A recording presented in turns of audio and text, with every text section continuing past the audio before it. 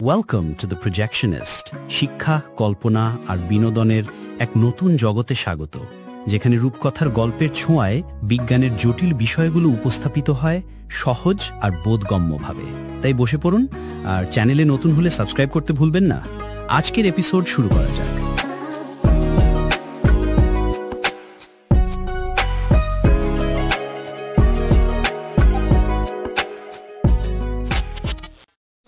আপনি হয়তো খেয়াল করেছেন, যখন আপনি কোনো নির্দিষ্ট পণ্য বা সার্ভিস নিয়ে চিন্তা করেন, আগ্রহ জাগে কিংবা কারো সাথে আলোচনা করেন, কিছু সময় পরই সেই জিনিসটির বিজ্ঞাপন ভেসে ওঠে আপনার ফেসবুক, গুগল বা ইউটিউব স্ক্রিনে। কি অবাক লাগে না? মনে হয় কেউ যেন আপনার মনের কথা শুনছে। তারা কিভাবে জানলো আপনি কি ভাবছেন?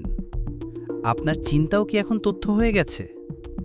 এই প্রশ্নের উত্তর খুঁজতে হলে আমাদের বুঝতে হবে ইন্টারনেট কিভাবে কাজ করে আর প্রযুক্তি আমাদের আচরণ থেকে কিভাবে ডেটা সংগ্রহ করে। আমরা এমন এক যুগে প্রবেশ করেছি যেখানে আপনি শুধু একজন ব্যবহারকারী নন, আপনি নিজেই হয়ে উঠেছেন একটা ডেটা সোর্স। আপনার পছন্দ, অভ্যাস, এমনকি চিন্তাও এখন প্রযুক্তির কাছে বিশ্লেষণের বিষয়।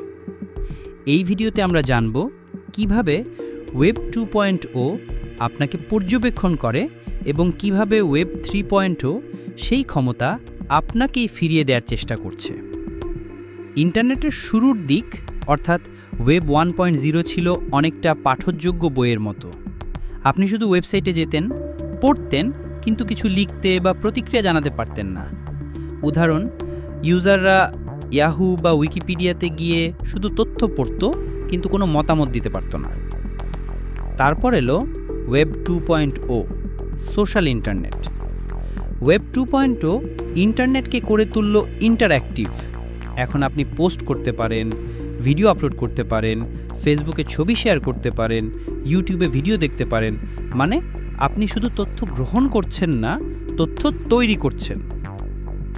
কিন্তু সমস্যাটা কোথায়? সমস্যা হলো আপনি যে ডেটা তৈরি করছেন তার মালিক আপনি নন।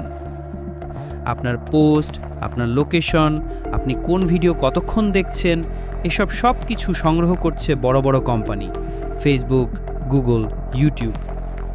তারা এসব তথ্য ব্যবহার করছে আপনাকেই বিজ্ঞাপন দেখানোর জন্য, এবং তারা লাভ করছে কোটি কোটি ডলার।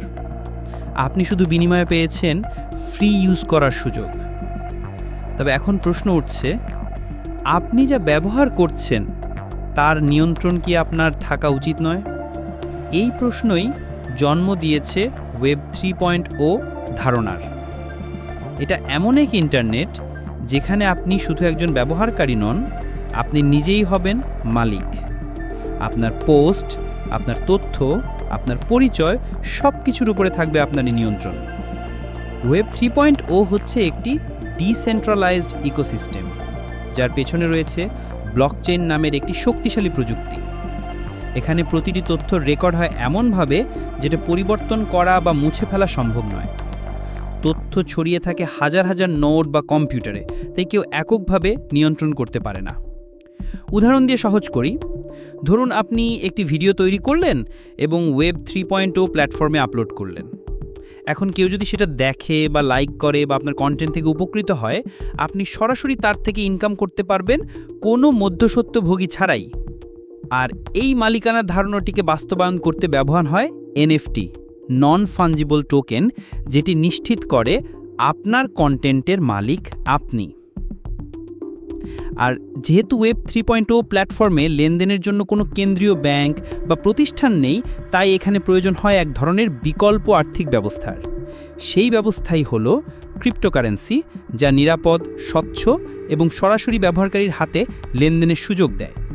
ক্রিপ্টোকারেন্সি এখন প্রযুক্তির দুনিয়ার অন্যতম আলোচিত ট্রেন্ড, আর এটা নিয়ে আমরা অন্য একটি ভিডিওতে আরও ভালোভাবে আলোচনা করব। ওয়েব 3.0 কেবল প্রযুক্তিগত নয়, এটি একটি দৃষ্টিভঙ্গির পরিবর্তন।